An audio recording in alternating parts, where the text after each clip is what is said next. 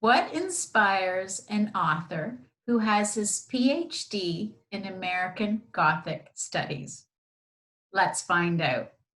Hi, my name is Crystal Fletcher, and welcome to All About Books. If you love books, then you've come to the right channel because not only do you get to meet an author, you get to find out what inspires them to write their book.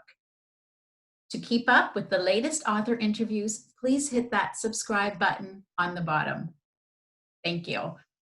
So I am so delighted to have Gerard Collins with me today.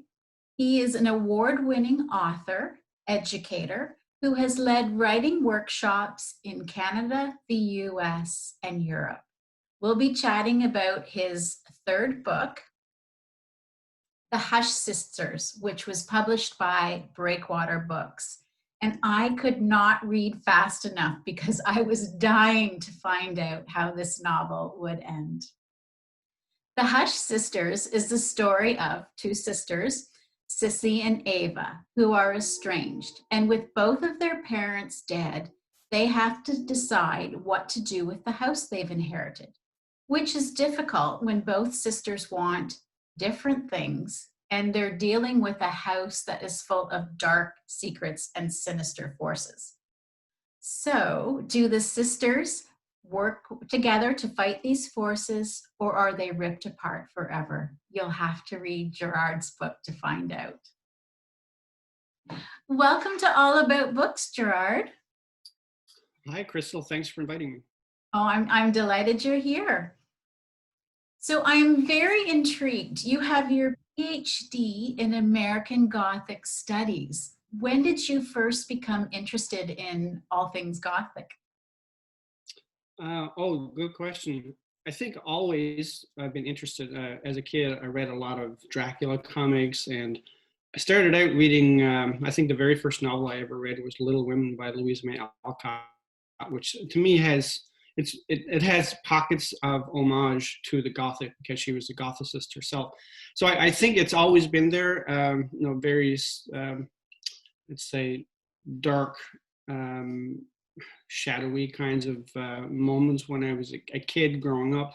But once I got into university, I didn't realize that you could actually make a living reading about ghosts and talking about ghosts.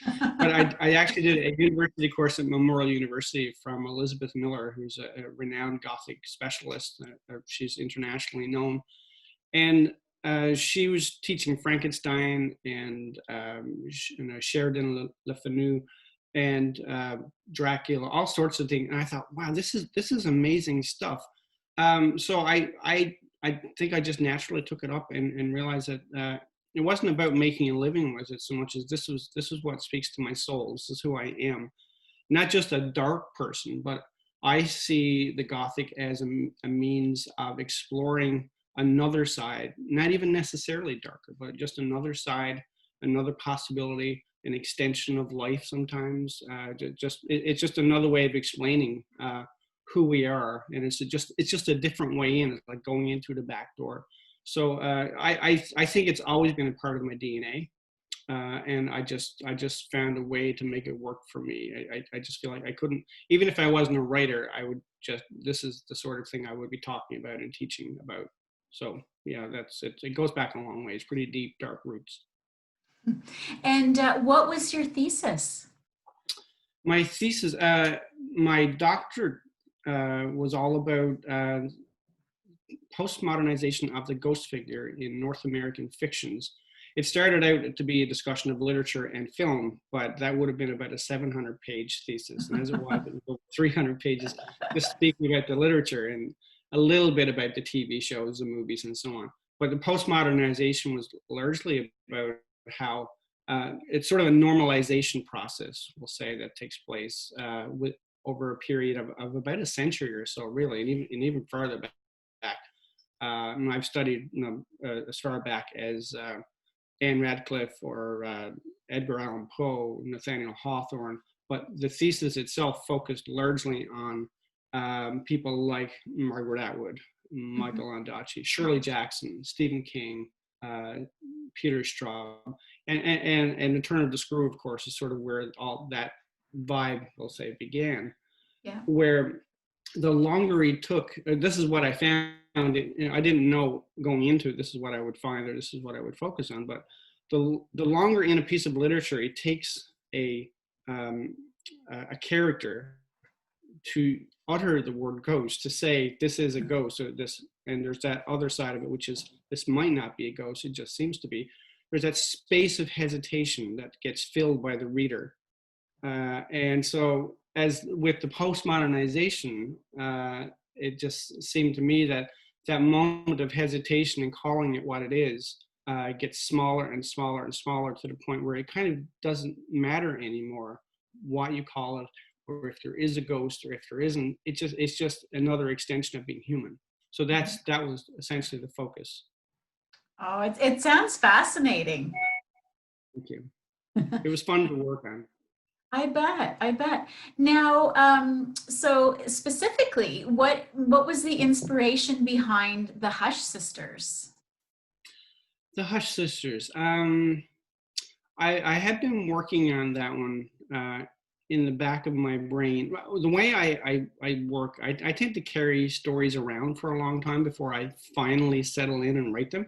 It can be years and years, or at least weeks, months. With the Hush sisters, it was partly wanting to examine, or just feeling as if it was time I explored this sort of female relationship between one sister and another, because I'd known people like that in my life, people who have that relationship with each other, which naturally leaves, unless you have a sister, and if you were a sister of another sister, you're on the outside looking in of a relationship like that, and there's a certain kind of language they speak verbally, even intellectual or mentally, I should say. So I was interested in that, but there was also the idea of the house itself, which when I began writing, I didn't know that the house was going to have ghosts. That wasn't part of the story. It was because it's part of my process of, well, first of all, it didn't have to be set in downtown St. John's, but it felt like it should belong in downtown St. John's. And Forest Road, to me, it's a road I travel quite a bit, and it has lots of large looming trees, especially oaks, and they sort of in certain places, at least, they tower over the houses. And there's a cemetery on that road that I would often visit, for lack of a better word. I just read the headstones and that sort of thing. So all of these elements sort of came together in my mind, and not just all at once. It took years and years and years before I finally decided. There was a competition to write a 1,200 word story, and I wrote this story the night before the competition. This 1,200 word beginning, which had Sissy coming home from Toronto. Ava coming home from Toronto and sitting with Sissy at the kitchen table, and they agree, we need to talk about this house. We need to talk about what to do with this house. And from there, it took me maybe several years before I expanded on that story and wanted to get to know the characters better. So that's essentially where it came from. It wasn't a decision to do it, except at that moment that I knew I had a deadline to meet and forced myself to write a story.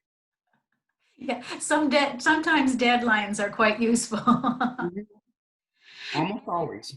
Yeah. Yeah, and I'm really interested in what you said, Gerard, because when I was reading your book, I really felt that the house was not a setting, it was almost like a third character in your novel. So did you find that the house really spoke to you? Yes, it's a nebulous sort of thing. It's a house is a concrete sort of place. Yeah, The original title actually was going to be My Sister's Walls, about the idea that the house has its own walls, and the house is almost like the third sister in a way. yes. And then there were the walls that the characters have up between each other, which started to come down. Yes. In fact, in a lot of the reviews, in fact, make reference to going inside the walls and that sort of thing, which I Yeah. find lovely, because the original title didn't stick, and we end up with the Hush sisters. Mhm. But the house itself, yeah, I always, whenever I was writing about this or writing this story, I felt like I'm either in the house, in that pocket, or if the Mhm. characters are outside the house, I felt a sense of anxiety for the story as to where are they Mm. going, and that the house is almost wondering where they. I don't. The house is not alive per se, Yes. but it did feel to me like the house had feelings, and when they weren't there, not only would it miss the sisters, but there was almost a sense of judgment about, well, why aren't you here? It's like when you leave your dog at home. It's like, why aren't you here? I'm here. So Yeah. it all added to that claustrophobic feeling that I not only wanted the story to have, but I sensed that this was the nature of the lives of these two sisters, Mhm. and the house enveloped them, and very much is a character. But I sort of see it as not maternal so much as the third sister, and sort of Yeah. a domineering sister, but on a subtle, low level way. Right. Right. And also your sisters. I was very intrigued by them because they were so different. Um, Mm. you've got one who's left St. John's and the other who really can't leave St. John's in the house. Of the two sisters, who did you feel was the stronger of the two? I actually felt that Sissy was the stronger one, Mhm. in a latent sort of way, and in a way that wasn't obvious per se. But she found it difficult just to get by in the world, Yes. and Ava was a part of her anchor, of course, as they were to each other. So, Mhm. Ava got by in a different way. Um, they both endure a lot, and I think the thing that Sissy is able to do that Ava can't is to actually live in the house, and Mhm. find the strength to make certain choices on a daily basis that are difficult for her. I think that's very human. It's Mhm. one thing to be the one who goes off to Toronto and has this great career in TV and so on. And that's not to say that Ava isn't brave or strong, because she's Right. incredibly strong. Yes. Uh, but Sissy, I felt in a quieter, more almost more confident way. Because if you read between the lines, Sissy is far more confident than Ava, especially when they're apart. Mhm. Which is why I wrote the novel the way that it was, so that the reader could see that for themselves. Yeah. Yeah. Um, there's a real undercurrent of evil through your novel. So, Mm. as a writer, when you left your desk, were you able to leave that headspace easily, or did it follow you around in your dreams at night? Or I can't say have ever dreamt about the characters or the house, or right? even the story, to be quite honest. But I feel like, well, I will cop to the fact that I couldn't write certain scenes at night, and I couldn't. I would sometimes begin to revise certain scenes at almost every stage: the writing, the editing, revision, and so on. If I was alone at night and it was dark, maybe with a light on, I just found that because I have to get so immersed in the story in order to write it, or to edit or revise it. So I Yeah. found that it was. I guess here's the thing with me. It's like it's very the world of the novel, the world of the fiction that I write, the so-called fiction, is very much a part of the world I inhabit in my head Yes. as well as in reality. So I can go for groceries, or I can go for lunch or whatever, but I'm still carrying the novel with me the entire time. Not Mhm. only the one I'm working on, but those who are waiting in the wings, the characters who are waiting to be written about in future books, even. Yeah. Uh, Yeah. once, but you know what? Once I write them, they become a little bit lost to me, and that I'm letting them go in order to make room for something else. Mm. So I'm finding that once I finish the novel, I'm I'm pretty much done with it in terms of Mm. the characters and their stories, because I'm writing in order to find out what the story is, who they are, how how do they end up. And once I'm reassured that they're either okay or they're not Yeah. okay and possibly never will be, then I just leave it. Okay. That's Yeah, amazing. and it's not a choice. I should make that clear. It's Yes. not a choice I make. It's just what happens naturally, which I've never actually realized until I said it just now. Yeah. Wow. That's amazing. Um, we would absolutely love it if you could read from us from your fantastic novel, The Hush Sisters, and you could just kind of let us know why you've chosen to read this particular passage. That would be great. Okay, well, I've mostly only been reading in public reading so far from the first chapter or so, and I think I'm a bit reluctant to go further in than that, because, Yeah. and the reason why I chose this ultimately, I bandied around all kinds of possibilities, was because it's the beginning, and I intentionally wrote this so that at the beginning of the novel, Sissy is alone and she's waiting. I want the reader to see, as I wanted to see for myself when I wrote it, uh, who is Sissy when her sister isn't around? And then when we see Ava finally, we see how they are together. And of course, once they meet, that's it. They're intertwined for the rest of the novel. So I'm reading this part at the beginning so that we see Sissy as she's waiting, and her sister is on her way. Perfect. The declining August sun drenched 333 Forest Road in blood orange light, while the late summer breeze made the aspens whisper, "The elder sister is coming home." As with most other houses on that quiet street at the edge of downtown St. John's, golden rays of late afternoon sunlight bedazzled the black shingled roof. Half of the small patch of lawn had darkened to charcoal, while inside the house the bare walls cooled as shadows crept across the worn wood floors of the Hush house, where everything that came wanted to leave, and everything that wanted to leave stayed. Sissy Wells, the younger of the two Hush sisters, sat at the red mahogany Steinway in the living room, eyes closed and fingers arched over the keys. A small silver crucifix dangled from a chain around her neck as she crossed her bare feet and sat on the piano bench that had been crafted by her Uncle Cotton Hush nearly 30 years before. Above the piano hung a colossal photograph of Sissy and her sister, Ava, taken when they were girls. At 30 by 40 inches, the oak frame was solid and heavy, while the image, though fixed in time and space, throbbed with captured emotions.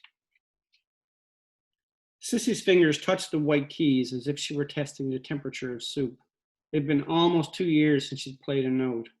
That evening, nearly 2 years ago, after supper, when her husband told her he was leaving her, she had sat at the piano and cried, and that was when she realized she couldn't and might never play again. She had quite simply lost the desire. Now and then, in the past couple of years, as she passed through the living room or walked to the front door, she would glance at the piano and then go about her business. Today, however, her sister was coming home from Toronto, and Sissy needed distraction. She'd sat for several minutes at the piano and waited, her eyes shut, but so far inspiration had succumbed to trepidation, and the piano still produced no sound. Meanwhile, somewhere far off, as if floating upon another dimension, a noise much like music, both sublime and sinister, wafted and waved through the cracks in the walls, over the well-trod stairs and beneath the floorboards. Though the song was faint, it streamed ever present, and it sounded like jazz. It rose to a subliminal surface only when everything else was quiet, both inside the house and out on the street. Sissy went to the front entry where she stepped into sneakers and pulled on her favorite sweater, a gray and white cardigan her sister had knit in the days before the world had grown so cold. She passed through the living room to the sliding door that led to the backyard, stepped outside, and pulled her sweater closed. Dry leaves skittered by the hedge at the back of the yard. Some had collected along the concrete foundation with its spidery cracks in the peeling gray paint. Everywhere her glance fell, there was work to be done. The rotting back wall the sun didn't reach, the crumbling concrete, the loose shingles, and the splintered window pane that told the story of a scarlet finch who struck it and died from a broken neck. Well, really, she'd had to kill it by twisting its neck to end its suffering and maybe her own. Not just the world, but the air was getting chillier too, and she dreaded the coming of another winter alone on the east coast of Newfoundland. Sissy slipped into the seat of the swing that, like the piano bench, her father's only brother had built when the girls were young. The rough plank grabbed her backside as she lifted her feet and swayed with the breeze, eyes closed, body floating. She clung to the rusted chain that chafed the wooden beam overhead, and with a shunt of her hips made it creak, a song of grievance. Even when her parents were alive, this garden had captured the sunshine and clutched it to shadows. Sissy's mother had nurtured her garden and tilled the hostile soil, trained vines to creep and taught tender stalks to reach for the reticent sun. She had been an excellent mother of flowers. Throughout the 36 years of Sissy's life, those great cloaks of darkness came with pockets of greater blackness into which she nestled and found comfort. But the swing set now and then could coax her back to the light. Thank you. That was great. Thank you. And as I mentioned earlier, I couldn't read your novel fast enough because I was dying to find out what was going to happen. It's a grand compliment. Thank you. What is your secret? Like, how are you able to do such fantastic suspense and at such a fast pace? Do tell. Well, there's a question, because you know what? I have confided in some people after getting the latest review that proclaims how suspenseful novels, or a reader will write to me or post it on social media and say how suspenseful the novel is, and I have to admit, I didn't know I was writing a suspenseful novel. I'm just telling the story as it's sort of flowing through me and being filtered through me. Sometimes I just can't write it fast enough. And I never saw myself as a writer of suspense stories. I'm just a writer of stories. This is, to me, a story of a relationship. And so as I'm getting to know them, there is in my mind this like, holy crap, this is what they really think. This is what they're really like. This is what their lives are like. And I try not to have feelings of wanting to rescue them or anything like that in any of your stories, so much as just let them be what they're going to be. And if that turns out to be suspenseful, for example, Sissy lying alone in bed at night. Yes. And she has thoughts about when she hears a noise, for example, what could that possibly be? And that naturally creates suspense, but I'm not trying to create suspense. It's just when you're alone in bed at night and you hear a sound, I'm sorry, that's going to be suspenseful. And then there's Ava's sort of carry-on suspense that she takes with her everywhere. That you constantly wonder, why is she acting the way she is? What is she thinking? And she's constantly thinking, why don't people love me the way that I feel I deserve to be loved? And she carries her own drama around with her. So I just think that people's lives naturally have suspense. Like you never know how it's going to go, and that's true of just about any moment in life. And that is natural suspense for me. So sorry, not trying. It's just life is suspenseful. Gerard, I am. Oh, sorry.